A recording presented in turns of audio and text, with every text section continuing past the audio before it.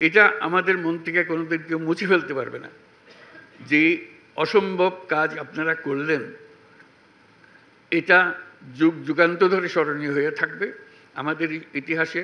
যে বলে যে স্বর্ণাক্ষরে লেখা থাকবে, এটা হলো স্বর্ণাক্ষরে লেখা থাকার দিন। আমার আবদারের কারণেই আমাকে আজকে নিয়ে আসা হয়েছে, আনতে সুযোগ দেওয়া হয়েছে। আমি বলছি আমি উপস্থিত থাকবই।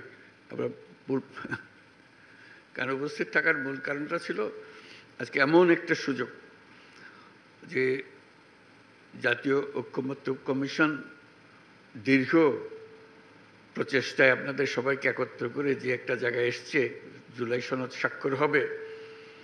হয়তো অনুষ্ঠানে আপনাদেরকে আন্তরিকভাবে ধন্যবাদ দেওয়ার সুযোগ হতো, কিন্তু আমি বলছি সেটা তো আনুষ্ঠানিকতা।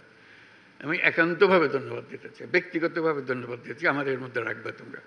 কাজে আমার এই ধন্যবাদ দেওয়াটা এটা আমার অবশ্য করণীয় মনে করেই আজকে আপনাদের সামনে এসেছি। যে অসম্ভবকে আপনারা সম্ভব করেছেন, এটা শুধু বাংলাদেশের ইতিহাসে না, পৃথিবীর পলিটিক্যাল সিস্টেমের ইতিহাসে উল্লেখযোগ্য হয়ে থাকবে। যে প্রক্রিয়ার মাধ্যমে, যে বন্ধুত্বপূর্ণ পরিবেশে কঠিন কঠিন বিষয়গুলো আপনারা আলোচনা করেছেন এবং সমাধানে এসছেন, যে ছেড়ে যান নাই কারো কোনো বক্তব্য যে ভয় পেয়েছি আমি চলে গেছি, এটা আলাপ করব না, বেশি আলাপ হয়ে গেছে, ওরকম না। নিজেরা সবাই আন্তরিকভাবে চেষ্টা করেছেন যে একটা ঐক্যমতে পৌঁছতে আপনারা পেরেছেন, যে কারণে আজকে জুলাই সনদ রচনা হয়েছে। সেই জন্য আমি একা নই, জাতির সবাই অভিভূত হয়েছে যে এই অসাধ্য সাধন। কেউ চিন্তা করে না যে শেষ পর্যন্ত এটা হবে, কোথায় কোন দিকে গড়িয়ে যাচ্ছে কেউ বুঝতে পারছিল না এটা কি শেষ হবে কি না। বলবে শেষ পর্যন্ত দেখা যাবে একজন এক দিকে চলে গেছে। আজকে যে পয়েন্টে এসছি সেটা একটা অবিশ্বাস্য কাণ্ড, যে মানুষ চিরদিন স্মরণ করবে। আমি ব্যক্তিগতভাবে বাংলাদেশের একজন নাগরিক হিসেবে গর্ববোধ করছি যে এরকম একটা কাজ বাংলাদেশে সম্ভব হয়েছে, এবং আমি ব্যক্তি হিসেবে গর্ববোধ করছি যে কাজের সঙ্গে আমি শরিক ছিলাম, অংশীদার ছিলাম। এটা আমাদের মন থেকে কোনোদিন কেউ মুছে ফেলতে পারবে না।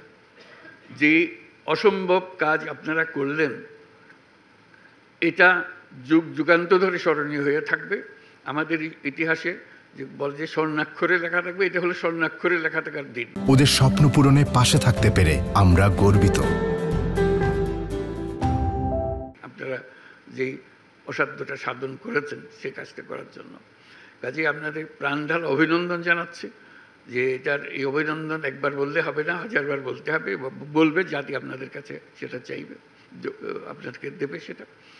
এবং যে ছাত্র জনতার যে অভ্যুত্থান, এই অভ্যুত্থানের এটাই আমার মনে হয় পরবর্তী অধ্যায় সঠিকভাবে রচিত হলো। এর আর কোনোভাবে রচনা করা এটা সম্ভব ছিল না।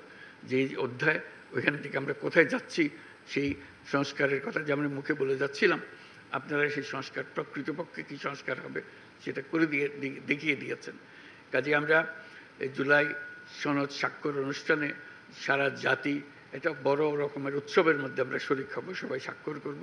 এবং যেই কলমে স্বাক্ষর করলাম সেই কলমগুলো যাতে করে রক্ষিত হবে। যে এই কলম দিয়ে অমুকে সই করেছিল, এই কলম দিয়ে অমুকে সই করেছিল, কলম দিয়ে আপনাদের ছবি সহ সেগুলো যাতে করে রক্ষিত থাকবে যে কারা কারা এই সনদে স্বাক্ষর করেছিলেন।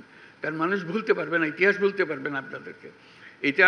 এটা এমন একটা ঘটনা যেটা আমরা যেহেতু ঘটনার ভেতরে আছি হয়তো অনুভব করছি না, কিন্তু বাইরে গিয়ে যদি দাঁড়াতে পারতাম তখন মনে হতো যে বিশাল একটা কর্মকাণ্ড। এই মাসের পর মাস, সপ্তাহের পর সপ্তাহ বৈঠক করে যে আলোচনা করেছেন, মনে হয়েছে হতাশ হয়েছেন, মনে হয়েছে এটা বোধহয় কোনোদিন সমাপ্ত হবে না, অসমাপ্ত হয়ে থেকে যাবে। এটা অসমাপ্ত থেকে যায় নাই, আপনারা সমাপ্তিতে এনেছেন এবং সন্তোষজনকভাবে সমাপ্তিতে এনেছেন। এমন না যে রাগ করে সমাপ্তিতে এনেছেন, দৌড় দাও আমি কিছু জানি না, এরকম না। আপনারা ভেবে চিনতে আপনারা নিয়মকানুন বের করেছেন যাতে করে আমরা সবাই মিলে স্বাক্ষর করতে পারি। তো এটা জাতির জন্য একটা মস্ত বড় সম্পদ হয়ে রইল। সেই জন্য আপনাদের সবাইকে অভিনন্দন জানার জন্য আমার বিশেষ এই সময়টুকু নেওয়ার জন্য নিয়েছি আমি। আর এই ঐক্য কর্ম কমিশনের সহসভাপতি প্রফেসর আলী রিয়াজ সাহেবকেও ধন্যবাদ জানানো, সবাইকে সঙ্গে নিয়ে, যিনি অক্লান্ত পরিশ্রম করেছেন এটার পেছনে, এবং তার সহকর্মী যারা আছেন কমিশনের সদস্যবৃন্দ, তারা যে পরিশ্রম করেছেন সেই পরিশ্রম আমরা জাতি সবসময় স্মরণ করব।